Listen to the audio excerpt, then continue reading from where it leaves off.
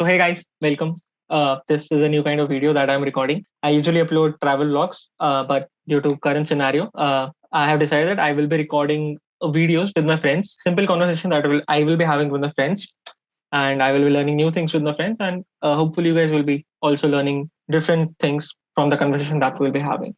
So starting this series with my friend Ishan Raina. So Ishan is a friend of mine who was with me in my school KCPS. So over to Ishan. Ishan, please introduce yourself. Hey, Anuva. First of all, thank you so much for inviting me to this series and kicking it off with me. I think this is a great thing that you're doing by inviting people over so that they can share their experiences and their learnings. Mm-hmm. So yeah, I am, as you said, first of all, I'm your school friend. Been there with you for 7, 8 years in KC Public School, Jammu. Mostly So in the school ground. Yes, football. Anyway, so on to the professional Hmm. introduction. Um, I am currently working with JP Morgan Chase as a quant Mm-hmm. modeling analyst slash risk Mm-hmm. analyst. Prior to that, I did my engineering in electronics and telecommunications from Thadumal Chani Engineering College, Mumbai Mm-hmm. University. Um, for the purpose of this video, I am a master's aspirant, Mm-hmm. a master's of engineering aspirant, and I have been admitted to Duke University and Cornell University for their engineering management program, and I have chosen Duke University to be my next home. Awesome. So, could you tell us more about the Duke University and why you chose Duke University over Cornell? Sure, sure, yeah. So first of all, I mean, I was always at crossroads as to which university should I choose. Why? Because both of them have equal global fame. However, Duke is not an Ivy League, and Cornell is an Ivy League. And for the purpose of our viewers, Ivy League universities are a set of 8 universities, which were originally made because of their sports prestige. However, they are also known for their academic standing. And Cornell engineering is specifically regarded as one of the best engineering schools. So it was a pretty tough decision to choose Duke over Cornell. However, some of the factors that I took into consideration Mm-hmm. were that Duke is the founder of engineering management program, basically. So Duke basically started as a Masters of Engineering Management program, Mm-hmm. along with all these universities. It is a part of Masters of Engineering Management Programs Consortium, MEMPC. Mm-hmm. So that definitely adds a lot of value to a program which is actually finding its standing in the US and in the world as well, right? Because MEM in general, Masters of Engineering Management in general, is a new concept. Developing technology and engineering leaders, right? It's at the cross section or intersection of engineering and technology. Now, some of the factors apart from the ranking that I considered were uh, my purpose of doing an engineering management degree was getting into the business and functional side of things. Mm-hmm. And the ranking of Fuqua School of Business is better as compared to Cornell School of Business. I know it's not a lot to choose from. Cornell is at around 15 and Mm-hmm. Duke is at around 10, but that does matter a bit. Then Duke's reputation in terms of MEM is widespread. The location. So Duke is in Durham, North Carolina. Mm-hmm. It is a part of Research Triangle, which consists of two other universities, that is NCSU, North Carolina State University, and UNC Chapel Hill. So Research Triangle Park is basically the biggest or the second biggest business park in the US. And my background is in financial services space because I'm working in JP Morgan, right? Mm-hmm. So Charlotte is the second largest financial hub in US. So I considered those two reasons as well. Now, the biggest factor was talking to a lot of alumni and a lot of people who were in the same position as me. Because believe it or not, there were a lot of people who were in the same position. Now, after talking to a lot of alumni, if I had to summarize my experience of talking to them, I would say um, everyone talked about career services being one of the very important factors. Sorry Uh, to take your career service right. as in. So career services, if I had to elaborate, I mean, yes, my main objective to do a master's is not only learn academically and gain skills and upskill myself, but also, to apply those skills in the industry. Mm. If yes, I am proactive enough, and like talk to a lot of people and network. However, if there is there is already a setup in place in a university which can proactively help you go out of their way and help you, it adds up, right? Your efforts start bearing fruit. So career services, as a part of Duke, I've heard a lot of good reviews about it, and how they follow up with you and how they are actively engaged in your progress. Okay, I'm not saying Cornell is bad. However, let's say that you really have to put in the hard yards. So Cornell is obviously Ivy League. It has a brand name and all of that. However, when it comes to career services, this is just my perception, and from what I've heard, is that most people ended up even not using the career services. So it may be dependent on their personal experiences, but that is one thing that made me certain about you. Other than that, I believe, so as I said, Research Triangle Park, right? Google has recently opened up its base in Durham, near Duke, basically in the city. Then IBM headquarters. Then I think Wells Fargo, again a bank, has its headquarters over there. So all these industrial connections really help a lot. Uh, Apart from that, I believe, in general, the experience that I would have received at Duke, given the location as well, Duke. Let's say Duke engineering management requires and almost pushes you to network and be social. It might sound a very minute point, but in retrospect, I believe engineering management is a professional degree, and networking is a large part of it.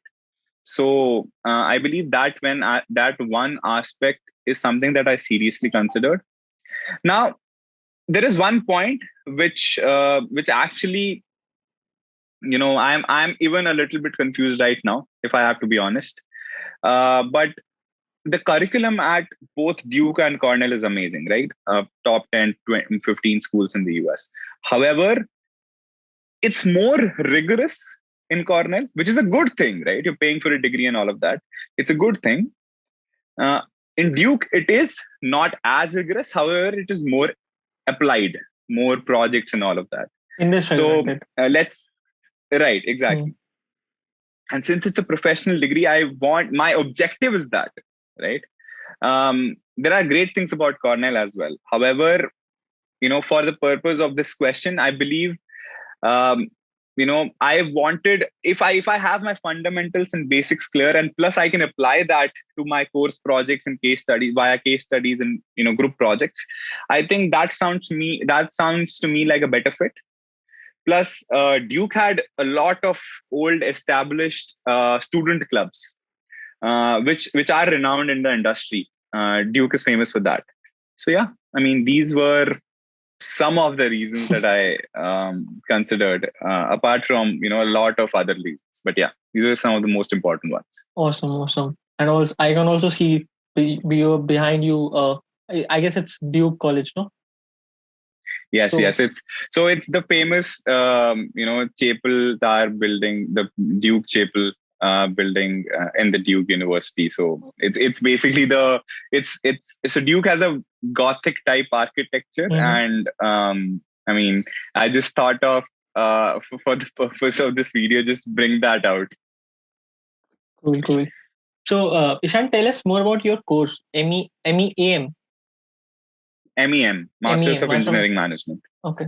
So, what are different subjects that you will have to study, and how those particular subjects will be implemented in the industry? So, I've also been working since past 1.5 to 2 years, and Uh-huh. I pretty much understand what exactly is used in the industry and what is not. So, how will the course help you, and what will be the job profile after you complete the course? Correct. So I'm glad you asked that, because so my it also boils down to my reason for doing an MEM, right? Not only upskilling myself, but I want to break into product management, product slash program slash project management, right? These are all very intersecting kind of fields. Uh, so the curriculum in different universities differ, but let's talk about Duke. Duke, first of all, has four core mandatory subjects, which you have to take irrespective of anything. And the difference in other universities and Duke is that it has a business core. Other universities have a technical core mandatory subjects that you have to take, but here you have to take the business courses, which is a unique thing about it. So, as a part of the mandatory subjects, I will take marketing, management of high tech industries, finance, and entrepreneurship, uh, IP and intellectual property, and business law. So these are the four core mandatory subjects that I have to take as a part of the curriculum. Then you have to take a minimum of four electives. However, that can be increased to more, and you don't have to pay extra for that.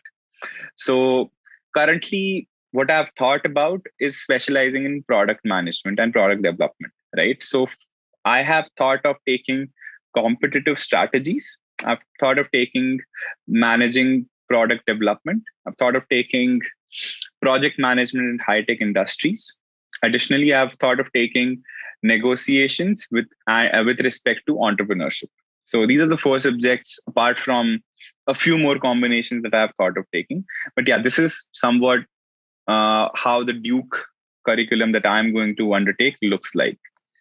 Um, Now, there is one more specific thing about Duke's curriculum. So there are a maximum of 15 subjects theoretically that you can take, even though eight is minimum, but you can do five per semester, right? In the first semester, you take five, second five, and third five. That is how you can take 15 courses. You can take a maximum of two electives per semester from Fuqua School of Business. That makes it theoretically six courses per a 1.5 year degree, right? So yeah, that is how the curriculum looks like at Duke.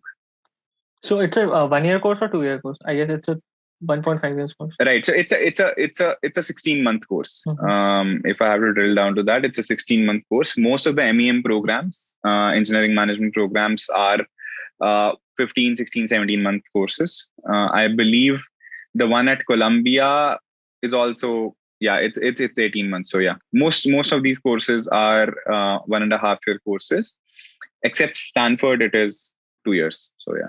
Okay. So, just for the viewers, could you tell us what will be the day-to-day job of a program manager or product manager after you complete your master's course and hopefully join a big four company or some other startup of your own choice? So, what will be your day-to-day role? So from what I have researched and talked to alumni, the idea that I have received is a product manager basically focuses on one of the product offerings of the company, and it's also he or she is also known as the mini CEO of the product, right? As famously called. What they do is they define the product vision, the product strategy, work with the engineering teams associated. Let's say if it's a software product, they will help in defining the APIs. They'll help in, like maintain talking to engineers and telling what the business statement is and how do how can I take it forward from the, how do we want to take it forward from that and convert that into technical requirements for engineers and developers. Then from a design perspective, how should it look like? What are some of the key design features that we want as a part of the UI UX, the user experience part of the product? Apart from that, you can also say marketing and sales also plays an important factor.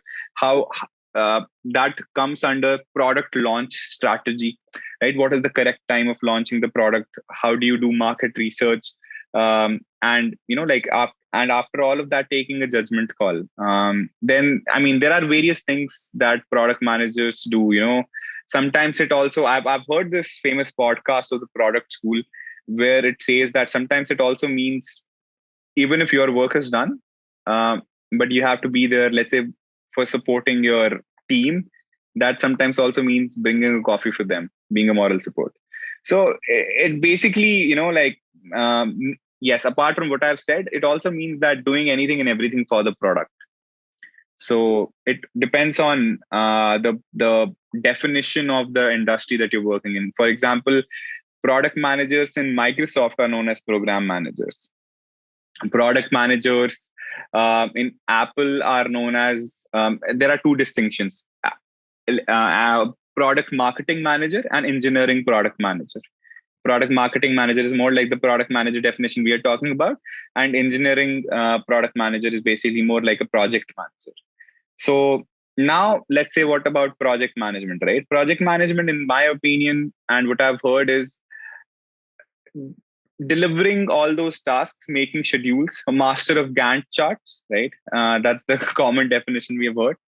And yeah, working mostly with the engineering teams to deliver a specific project in a given time frame. So usually the requirements to a project manager come from the product manager. So that is what the hierarchy looks like. Basically, a rule setter for the product. Yeah, we can say that. Yes. Okay. So this was about your university and the course that you were taking. So could you tell us about your GRE scores and how you prepared for it, and how was your experience with the test? Because like from what I have heard, is first of all, I guess it's a 4.5 hours course test that you were supposed to give, or it's just a 4 hour course, test. Right. No, it's approximately 4.5 hours. You're correct with that. I gave it in 2018, so I Oh don't shit, really remember the timelines. But 2018. yeah, yes. So it's And a whole new story associated with that. Yeah, I guess it's valid for like 5 years, no? correct. So GRE is valid for 5 years. TOEFL or IELTS is valid for 2 years. Right. So yeah, GRE, graduate record examination. There was this one line my father told me, Ishan, you're giving GRE. Do you even know the full form of it? And that is when it's, like, struck me that I don't. So I wasn't serious about it. But anyway, um, right. So my GRE score was 318. It was 154 in verbal, 164 in quants, and 4.0 in AWA. My TOEFL score was 106, and the breakdown was 26 in reading, 29 in listening, 25 in speaking, and 26 in writing. So that is what the breakdown of my scores, standardized scores, looks like. Now, when it comes to preparation for GRE, I mean, what I did was, I did enroll I did enroll with a classes known as Inspirus Education. However, as we have discovered during our IIT JEE preparations, you have to self-study a lot. They are definitely there to guide you, but you ultimately, it's you, and you have to practice. So the books that I used, first of all, apart from the books, let me just share this one thing. A lot of the times we are caught in the strategy of, like, doing these questions, reading the concepts and all of that. But what I've found useful over a period of time is learning by doing, right? I think we are well aware of that term, by learning on the job.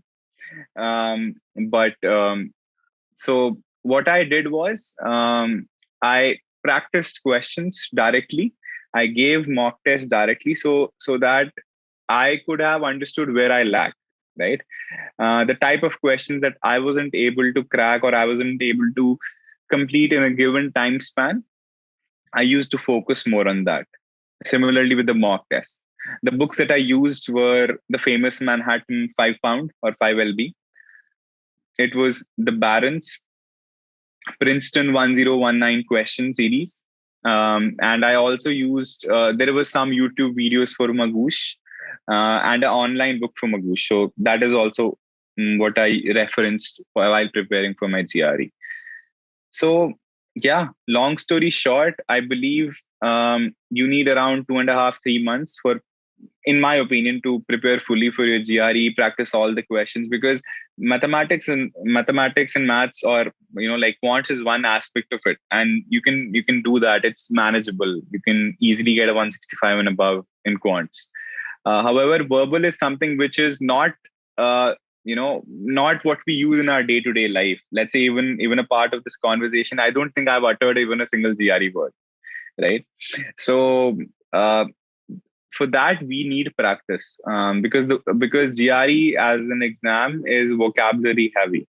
So we need to practice all those words. And what strategy I used for preparing for the verbal part of it was, again, learning by doing all those questions. And let's say, for example, there is a sentence equivalence question wherein I have to fit a word in the sentence, and I have five different options. I say what I felt right, I selected that one. If it was right, great. I would have checked its meaning and its synonyms, and the four other options that I knew or I didn't knew.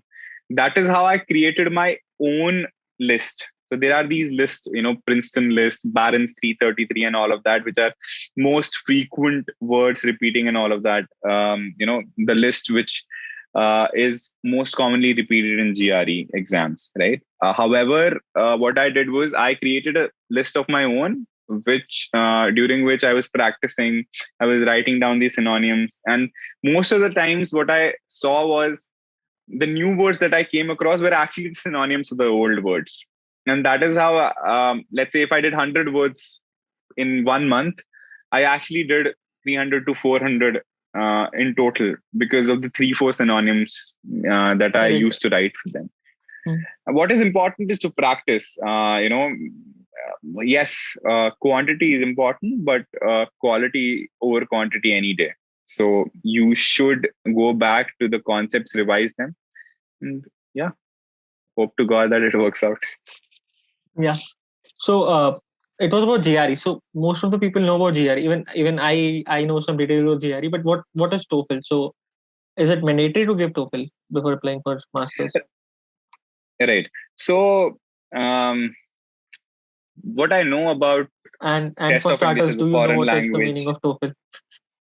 Yeah, test of English as a foreign language. Yes. I made sure I would remember that to tell my dad. See, I do remember the full form. But anyway, yeah. Um, so GRE is mandatory mostly for the United States of America. If your target country is United States, US. However, for other countries, it's not a mandatory thing. For Germany, for Australia, New Zealand, Canada, it's not mandatory. You can give it. It might add to your profile. However, it's not necessary.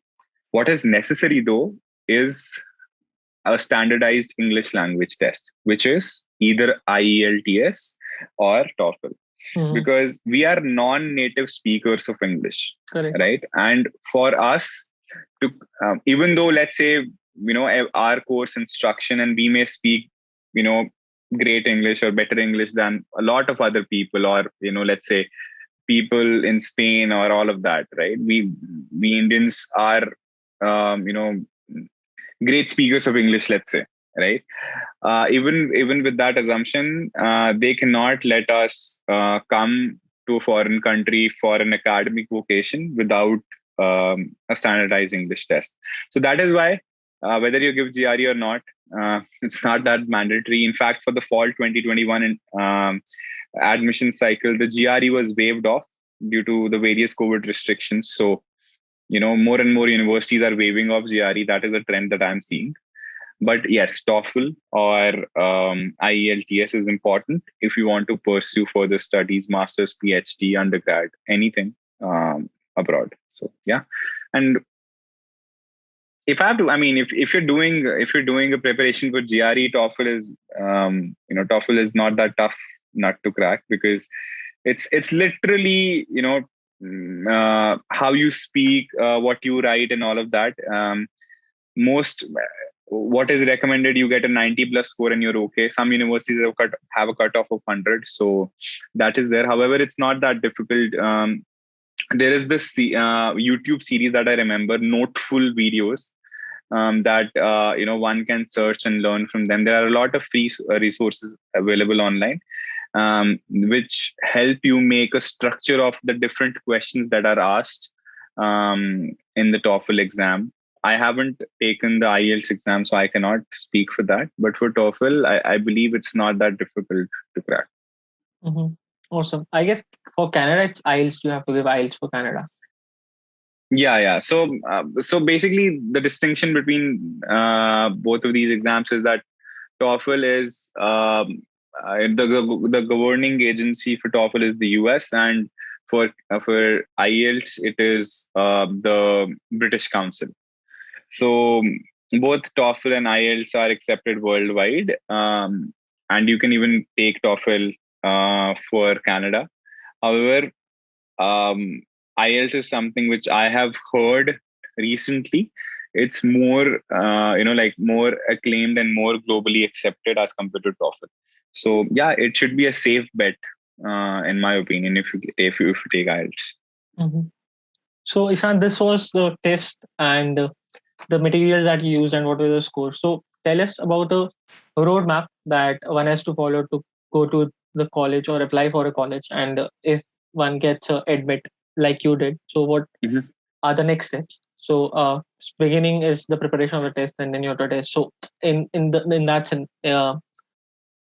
that way, what is the different steps that you have to Mhm. follow, and what are the next steps once you have done it? Right. So yeah, apart from what we discussed regarding the standardized test, once we get those out of our way, we begin by shortlisting. We begin by looking at shortlisting the course that we want to do. First of all, you have to pick a major to pursue, right? Whether this is undergrad, masters, PhD, any type of course, you have to know that, like which particular course that you have to apply. So drill down on that. Once you have clarity regarding that, what you do is you start looking at different universities, their curriculums, different type of factors that you have taken into consideration, whether they can be ranking, they can be prestige or reputation, they can be location, and using those factors you can shortlist the universities. Once you're done with shortlisting in the universities, um, during the shortlisting phase, I also recommend one thing, which is very important, which I did and I have seen a lot of other successful applicants do, is networking with a lot of current students and alumni who are currently enrolled or have been there, done that, and currently working successfully in a organization in the US. What that helps with is giving you a insider perspective of how the program looks like, what are the pros and cons. You can be open and honest with them, and that is how you get a bird's eye view of what the program looks like from the outside and from the inside as well. So that is something which really helped me in deciding on the universities that I want to pick for my masters. Then yeah, then the process is pretty straightforward in my opinion. You have to prepare a statement of purpose. So, sorry to cut you off again. So Hmm. what I understood from what you're telling is to first decide what course you're going to do and why you're going Right. to do basically the you have to first deep dive Correct. which particular course you're trying to pursue, and then find out which university is the best for that particular course before, I guess, starting preparing for GRE. That would be a better option than first preparing for GRE, giving GRE, and then deciding on which particular course you are trying to. Yeah, I mean, the best it would be the clarity, right? We all aspire for clarity, whether it's prior to giving GRE, after giving GRE. But yeah, the best thing would be if you are clear on what you want to do before giving GRE, because that accordingly helps you build your profile in a certain way, and that helps you then have that drive and hunger towards a particular direction. Yep. What I have heard from, like, what I've also understood from most of my friends, that everybody says that they have to do MS, but a quite handful of friends of mine are not sure about what course they are going to pursue and in which college. So they are just preparing for GRE. Even I was in the same scenario, that I started Hmm. preparing for GRE, but then I took a back step, and then I thought of first deciding which particular course that I need to follow. Because, Right. yeah, go on. No, I agree. I agree with your reasoning over here, because what a lot of people do is, even if I have some of my friends who have taken GRE and then not really proceeding with the progress process, because they are very vague in what they want to do after that, and hence, even if they start the process, their various application documents, such as their statement of purposes, or in fact their resume as well, looks wavered. It doesn't speak to the audience, that is the admissions committee, that hey, I am really interested in this particular domain, and this is why I want to do masters. So if you can get that clarity beforehand, that is definitely recommended. Hmm. So I have also heard that when you complete the GRE test, you're supposed to give one or two colleges code, or I guess the course code. Yes. Hmm. So Yes. So what's about that? that's a great point that you brought into focus on above. So there are you there so you have to report your GRE scores to these universities, and I believe when you are basically taking the GRE exam, you are given the provision of selecting 4 universities that you can send your reports, GRE reports, score reports, for free. And how do you do that? Once the exam is over, you select, you basically, prepare yourself with the university codes. If you can remember that, that is amazing, because same universities, I mean, I personally found it confusing and intimidating a bit, because let's say Columbia University, there are 3 more Columbia universities. If I don't know the location, if I don't know the different schools in Columbia University, graduate school, music school, business school, and all of that, so I wouldn't be able to pick up. So the best would be if you could memorize the GRE code for that particular university, and that is how you could select those particular universities, and just basically select that. There are instructors over there, and they can help you out with that once its exam is over. You can also choose not to report your scores, uh, because once you're done with the exams, your scores will be calculated, and you will be shown your scores then and there. Then you are given the option of either reporting your scores or not reporting your scores. You can do either. If you want to improve, you can choose not to report. But I would anyway, I mean, if it's not shockingly bad, I would always recommend to score, like, Hmm. just send your scores, because you anyway paid a lot of money to give GRE, around 14,000-15,000, right? I guess So it's increased now. similar. I'm not sure, but I have heard that it's around 18,000. I'm not sure. So yeah, Oh, okay, still yeah, it's a lot of it's a maybe, lot. Hmm. yeah. Similarly for TOEFL, I'm not sure about. Yes, for IELTS, yeah, I will have to check on that. But for TOEFL, there is also this free score reports that you can send.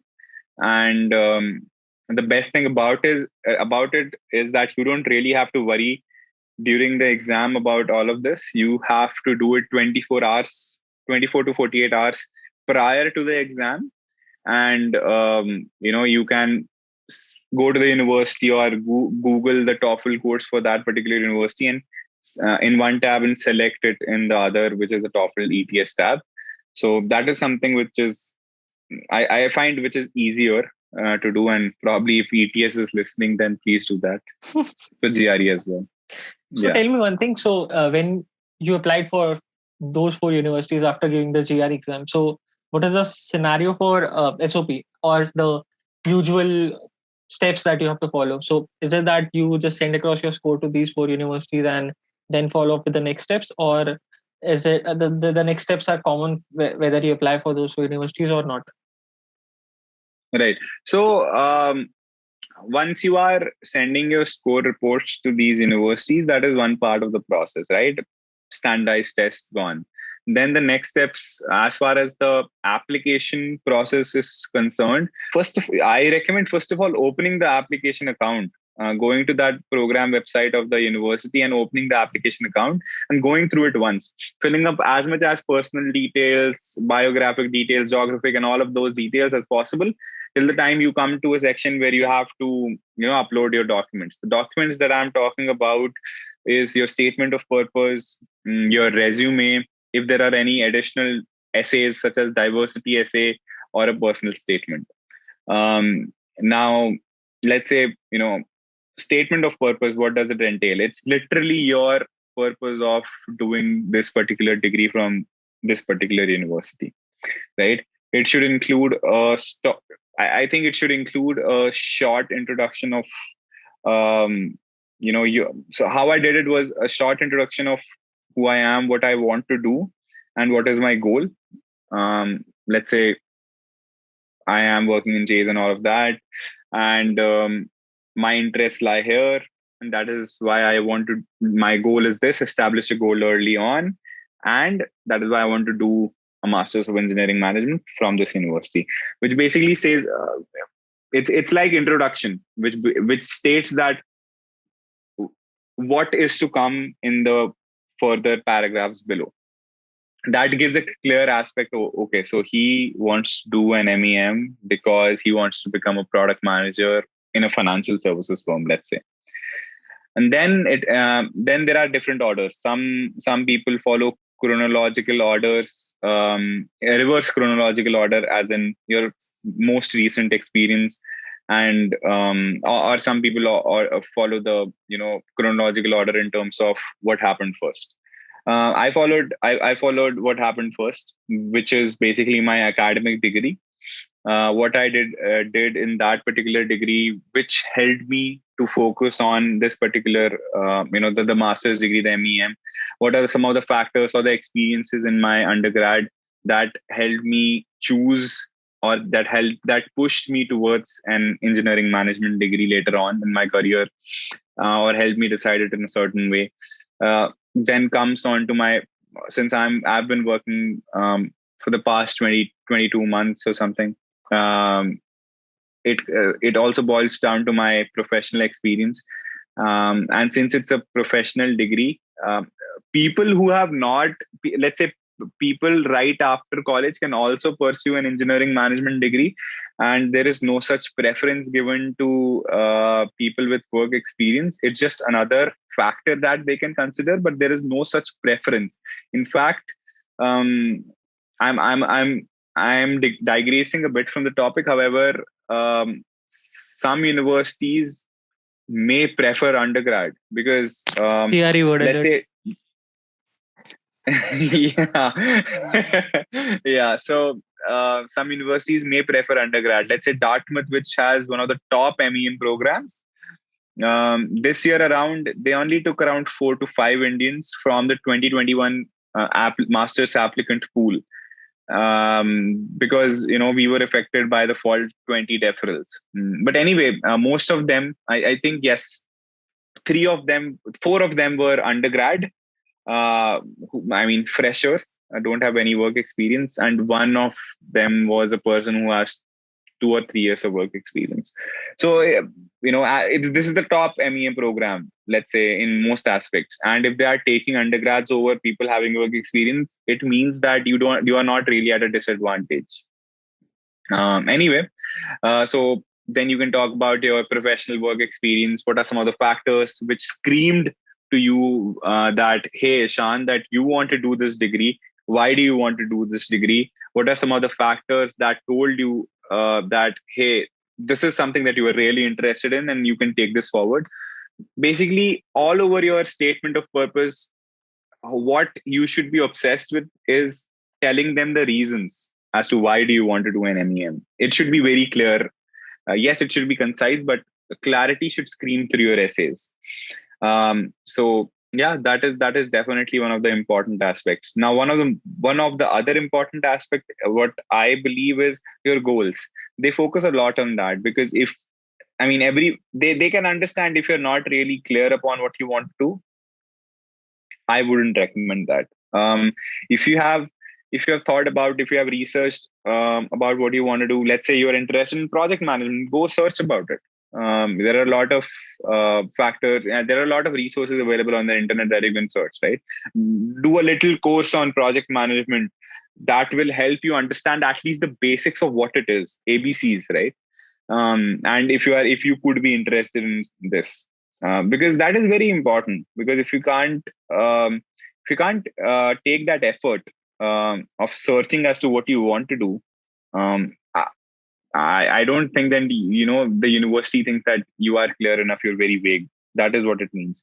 But anyway, um, clarity of thought is very important again, and that should reflect in your goals paragraph, per se, as to, hey, through your undergrad, through your professional experience, this is what you have done, this is what you realized, this is what you enjoy, and hence this is what you want to do. It should be organic, it should be derivative as to how did you reach to this conclusion.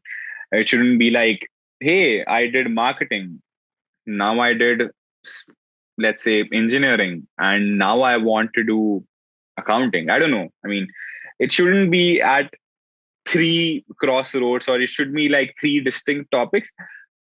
If you want to, like, let's say, same example, if you want to do accounting, you should have done some work in that field, some experience in that field that drove you to do this. It's not uncommon for people to digress, or like, to choose different degrees from their backgrounds, right? One of my friends, Shifali, um, had she's a batchmate, done her engineering in electronics and telecommunication, working in consulting, but wants to pursue financial engineering, or masters in finance. That's completely different, right? People do that, but you have to back it up by something. You cannot be like, hey, I want to do this because I want to do this. You can't do that. You have to back it up with experiences. And one of the major paragraphs, in a statement of purpose, would be the university specific paragraphs. Most people, or most students, surprisingly don't take this very seriously. However, it's very serious, take my word for it. Why? Because it shows the university the amount of research that you have done for that particular university, and how serious you are. um, let's say, when you talk to these alumni, as I mentioned earlier, you get a lot of points that are not even mentioned in the university website, right? Let's say, for example, I got to know that Dartmouth uh, has has this particular concept known as MEM space, which basically is specific, dedicated, professional, academic space for MEM students and all of that. Some other universities have that. However, I did not know Dartmouth has that, which screams to me that, hey, this university takes this program seriously, and this is something unique about that. And it's not mentioned in the program website, right? Or let's say they created a new club which is not even yet mentioned in the web, like the program website, which is the official source of information. Or let's say you talk to alumni, uh, you got to know about these professors and all of that. So all these points are very important to showcase in your SOP or your university specific paragraph, to show that yes, you are very serious about this university. So yeah, that is something which is very important in a statement of purpose. So, in nutshell, from what I gathered from all your knowledge, is basically it's a piece of paper which introduces you and tells them, hey, why I am applying to you and what's there for you. If you like admit me, from what I have seen facing the clients and all, they also want to see if Mm-hmm. I like admit this particular person, what will come to my university. So let's say your university has given you an admit. So in near future, Yeah, you join the elite companies or big four. Obviously, the word spreads that this particular person is from this university, and the university also has a prestige point which they keep in correct. focus while like giving an admit to you. It's not a joke for them, as you said. Like university is an Ivy League university, so Mm-hmm. if they are giving an admit, so it's not like they obviously they will be thinking about their own university's name, what's involved there. They will just a piece of paper where you have to express everything about yourself, and why should they Correct. give you an admit, what's in there for them, in short. Correct. I mean, yeah, why you are a fit for the university and why they are a fit for you.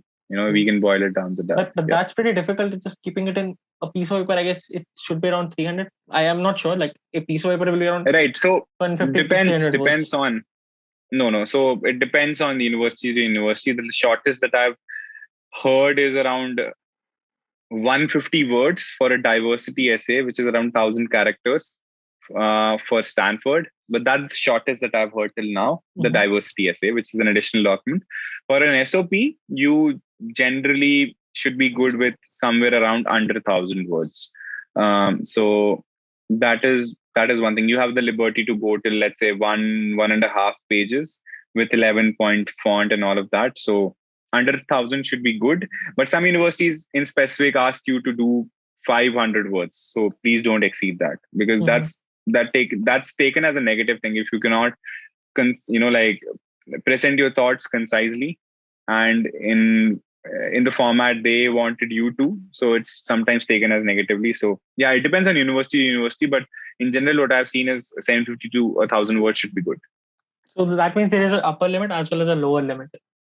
So you have to keep in mind Yeah, when I your resume mean, is applying, has to keep in mind like yeah, he has to keep it not as short as the lower limit, but yeah, depends on the profile as well. Yeah, but yeah, there is yeah. a limit. No, true, true, true. Mm. I wouldn't say there is a lower limit. However, you should not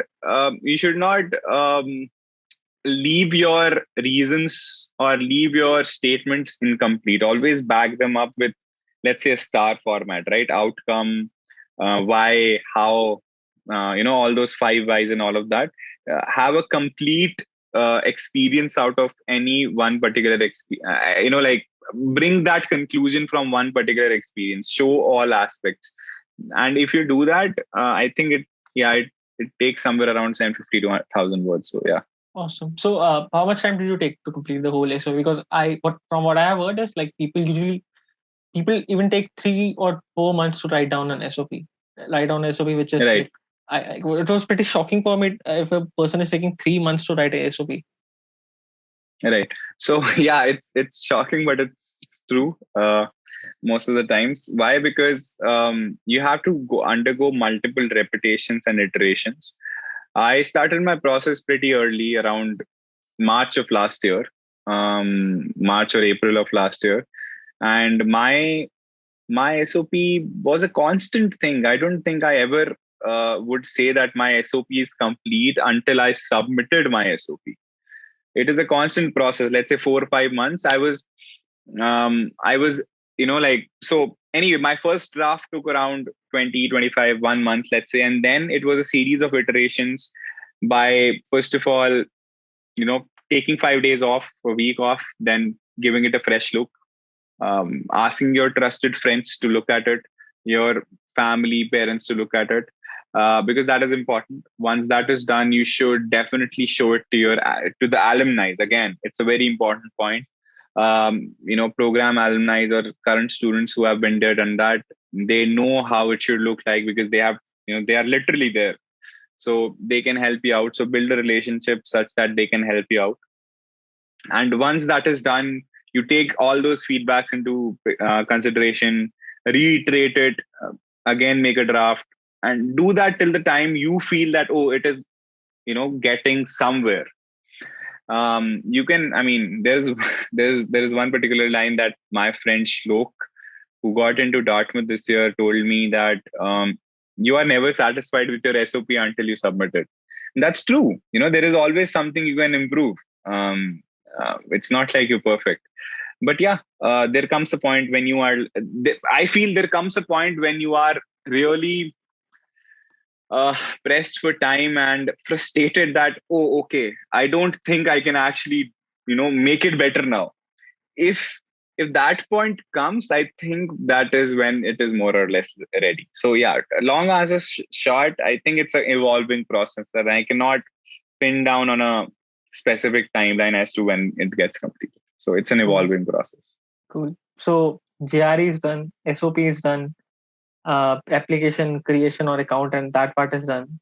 Then is, I guess, LOR. Yes. So a letter of recommendation. For that, again, when you decide that you want to pursue a master's and you are serious for it, and you have clarity, I would say connect with your, if you are an undergrad right now, connect with, at least 3 to 4 professors who have had made significant impact in your lives academically, and preferably you have had personal as in personal academic experiences with them, which have helped you and led you making this decision.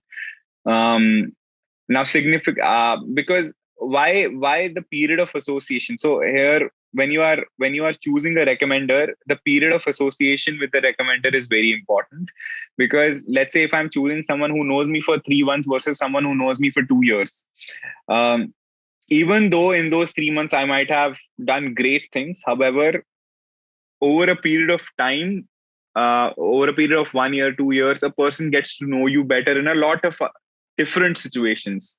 Let's say when you are under pressure, when you are performing well, when you are, down against the wall, how do you get back up and, succeed in all of that, right? And your conduct with others and all of that. So period of association is very important factor when you're considering to choose a recommender. And then when you have to do that, you go to the professors politely and tell them about your future plans, and this is something that you want to do and you would love for them to recommend you. I would recommend start this early, build a relationship, start this early, so that during the time when you actually need the recommendation letter, they are, it doesn't come to them as a surprise. So that is something I would recommend. And if you're from a professional world, I mean, there are conflicting and different opinions regarding to this, but in my opinion, I have always been transparent with my managers at work. Whether it's my manager or whether it's my manager's manager, I was transparent with them as and when I was serious about this. So, which is basically after working for like 8 9 months. And when I started doing this research, I connected with my manager. I told her that, hi, hey, Debbie, this is something that I really want to do and I'm sure about it.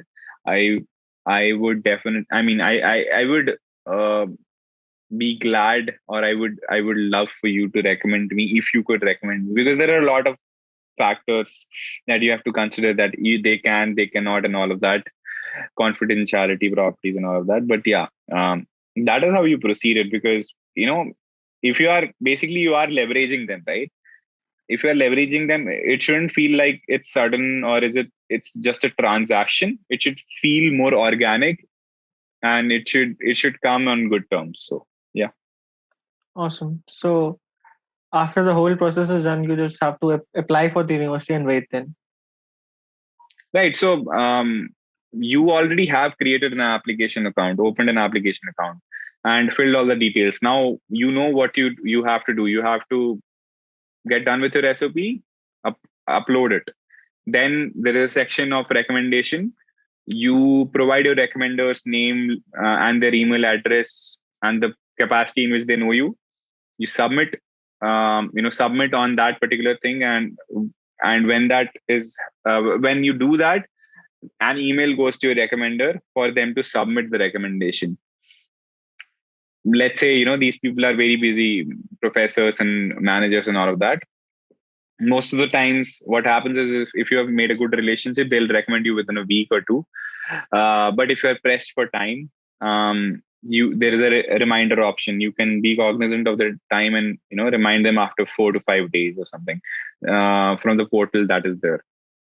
And once that is done, I believe you have to also upload your resume, and if there is any additional document or any additional essay that is required. Once all that is done, you can then press submit. And usually at the end of submit, you have to pay an application fee for that particular university, which depends on university to university. Some universities will give you waivers, or if you have a waiver code and all of that, help pay for it, or altogether waives the application fee for that university.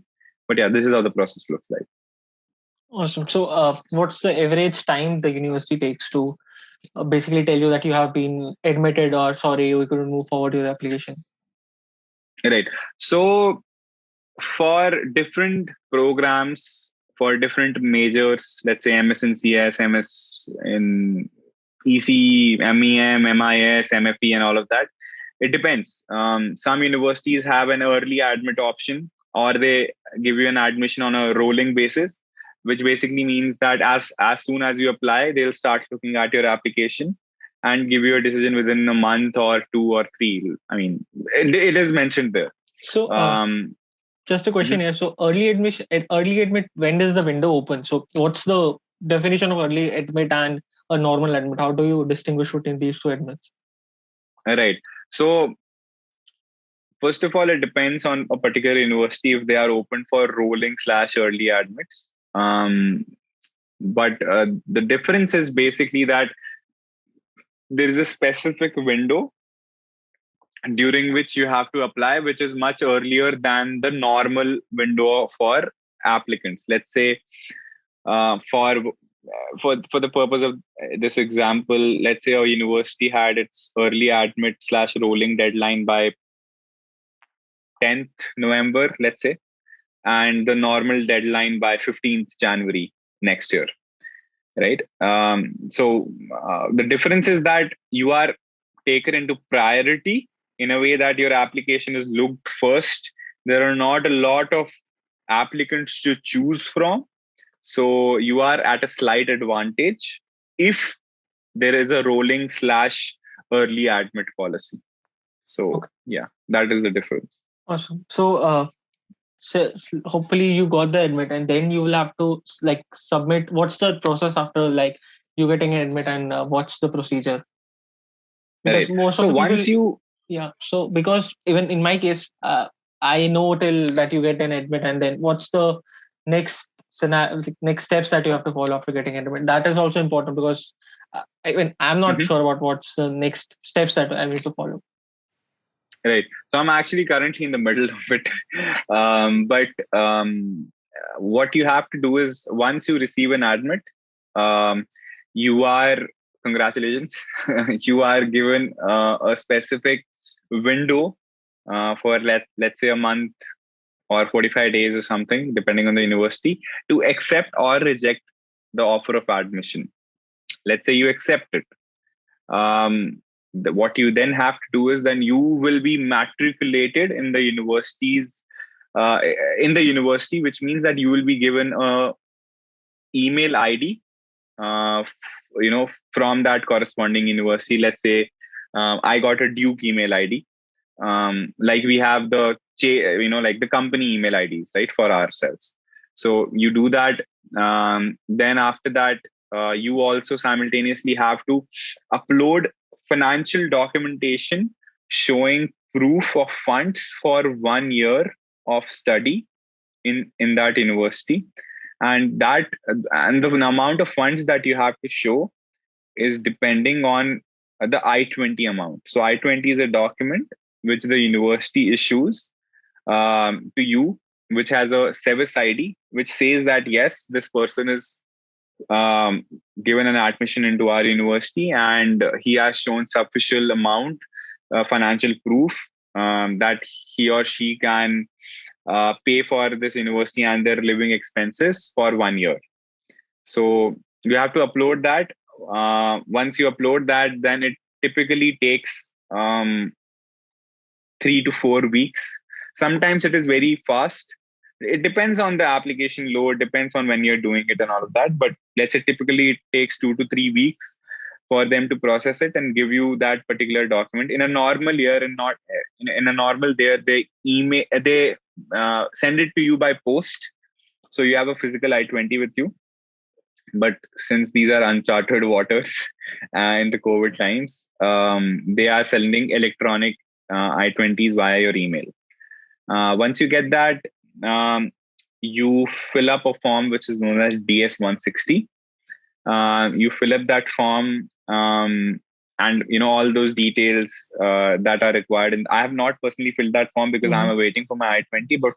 But from what I know is you fill up that form and at the end of the form, it requires you to enter a service ID, which is basically in the I-20. Mm-hmm. So I think SEVIS, the full form of SEVIS is Student Exchange Visa Information Services.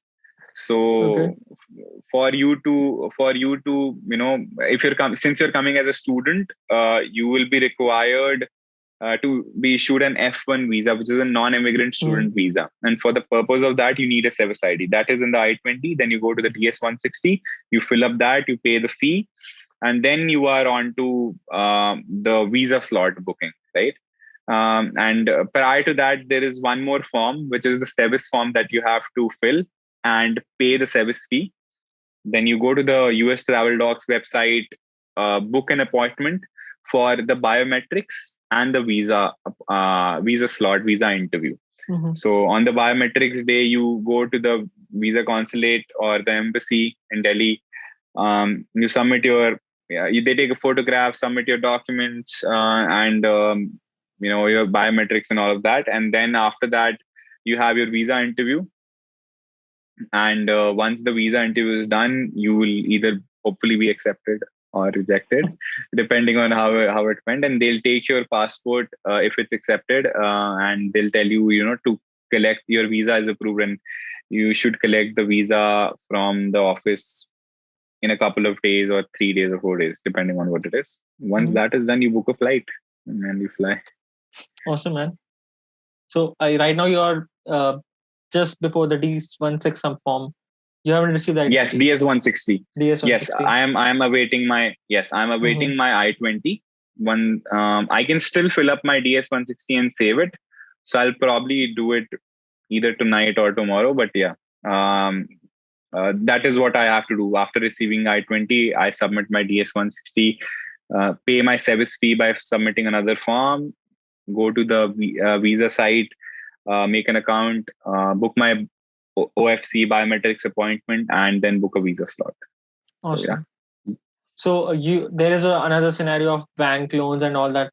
So you have been Yes. completed that whole process, bank loans and everything. Yes. Correct. So fortunately, I am being sponsored by my parents and Mm-hmm. myself.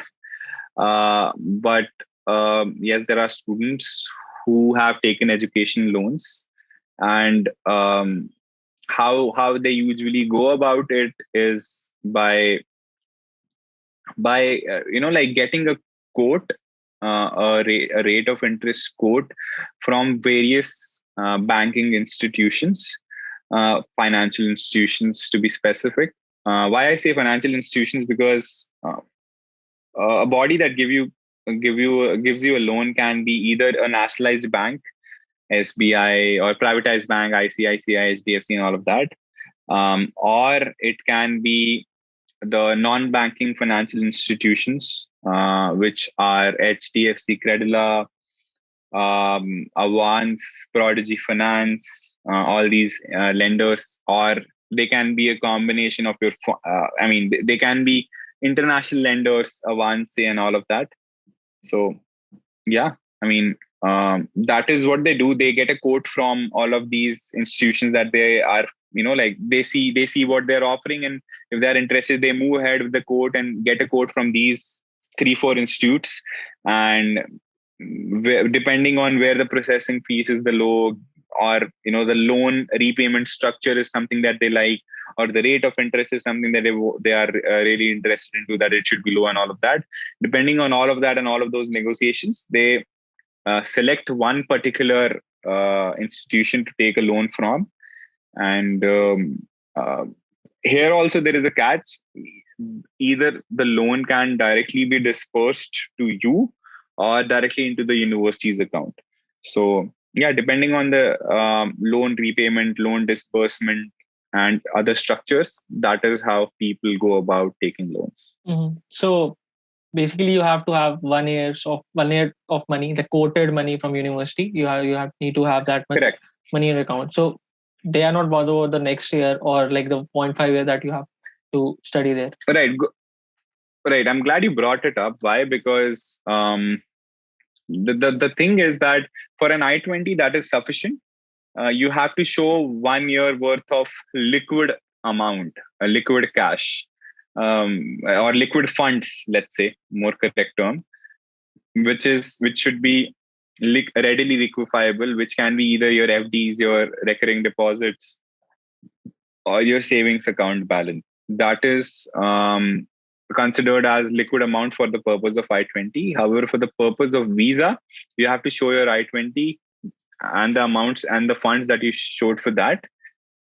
If you can show additional liquid funds, that's great. If not, then you can show assets, which is in terms of gold, in terms of PPF, EPF, GPF, whatever you may have, in terms of mutual funds or bonds, in terms of assets. Some of them are movable, some of them are immovable. But for a visa interview, you show this additionally, apart from what you have shown in the I-20, to show that you have roots in India and you have a financial stability, that it's not like you're going, because the purpose of the visa, this visa is a non-immigrant visa. It's a non-immigrant student visa. So the purpose of the interview is to see if you have, if if you are a sincere student, if you are a genuine student, and you are not going there, for the intention of immigration. So that is, that are some of the reasons people show either more liquid amount, or a combination of liquid amount and assets in the visa interview. But yes, for the I-20, you just have to show the amount that is quoted by the university in terms of liquid funds. Awesome, man. So thanks a lot. Yeah, I did not know about the I-20 and the later stages of how you deal with the bank deposit and how much money do you require. So I was of the opinion that you will have to have at least 2 years of money worth in your bank or whatever instrument that you want to show to them. So yeah, like surprisingly, FDs also come into the liquid fund that they want. So, liquid funds, yes, that is a nice fact. So you that don't I have to gathered break today.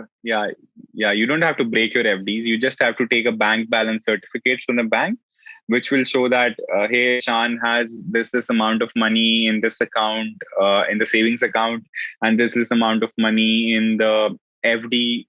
If you have one FD, then multiple FDs, then a cumulative of those, and the cumulative savings plus FD is this in INR.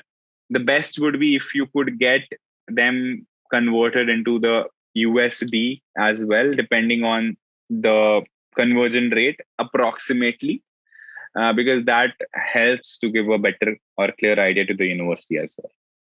Awesome. Thanks, man. Yep. It was nice talking to you. So I guess you have a appointment. So you're already late. Sorry for that. But yeah, thanks. No, man. no problem. All the best for your I-20 as well as your visa interview. That will be hopefully scheduled, and you will be getting a admit as well as you have the admit, you will be getting a visa. So you will be flying this fall. So my classes start at 23rd July, I believe. Yes. No, 23rd August. My classes start on 23rd August. Awesome. And there are two things which I can highlight over here. One is that I cannot enter the United States of America prior to 1 month before my program start date, which is 24th July. I cannot enter US prior to 24th July, on or before 24th July. And I cannot book my visa appointment 4 months / 120 days prior to my program start date. Visa interview slot, basically. So, which means that I let's say my classes start on 23rd August, so I cannot book a visa interview appointment prior to 23rd April. So, or 24th April, whatever 120 days is. So the safe would be May or something. So yeah. Awesome. Those are two more aspects to it. Will schedule in Delhi, I guess. It's in Delhi, yeah, it depends Mumbai on and Chennai, I guess, if I'm not wrong. It's called, I think it's Delhi, Mumbai, Chennai, Kolkata, and Hyderabad. Five. Yeah. So yeah, this is what I know. Currently, Mumbai is shut because of the COVID cases. So the traffic is being diverted to Delhi or other visa consulates. I just hope, man, you just go to the on-campus experience that everybody needs to have the on-campus experience. A Yes, friend of yes. mine So, completed, I guess, completed. He's in the fourth semester of MBA. I uh-huh. can't imagine how can someone do his MBA sitting at home and he has not had the experience of completing his MBA. Like ton loads of Yeah. money he has invested and still he had to complete the whole MBA sitting at in his home. So it like Yes. it's tragic and also the time that we are in. But I guess you won't be Yeah. facing any such problem. Hopefully. Hopefully. On that note, Duke had recently given a circular to the students that um, it's an official word that we will be having on campus On campus. classes. It will be dynamic depending on the pandemic situation in and around Duke. But given that all students are being vaccinated at Duke proactively, so they said they will be having an on campus they'll be having on campus classes starting this fall. So this is an official word. This is the first time they have told that they will be having it, and they are not hoping or hoping for it. They Mhm. said they'll be having it, so that is great. So yeah, because I mean, on-campus experience is something that you cannot compare with the online experience at all. Because you're Not at going all. not only going there to study, but it's the whole experience. The Mm. whole cultural thing, the whole academic or university experience that you will be receiving at the university. So yes, on-campus definitely helps to do that. Plus, it's a new country. Like there are a lot of challenges The that you will be American dream. facing.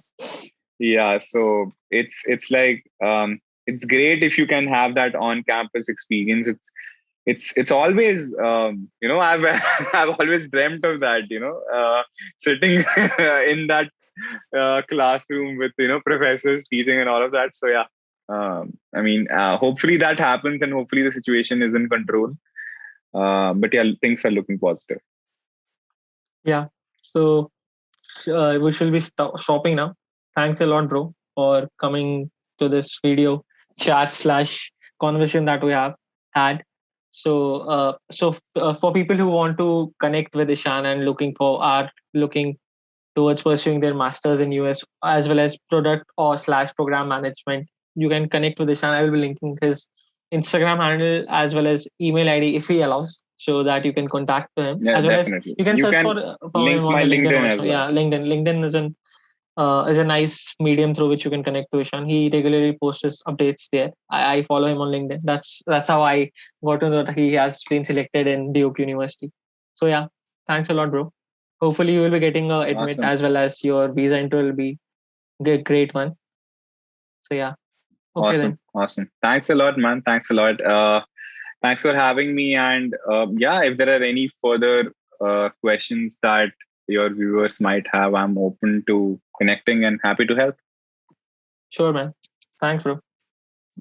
Great. Take care, man. Sure. Bye. Bye bye.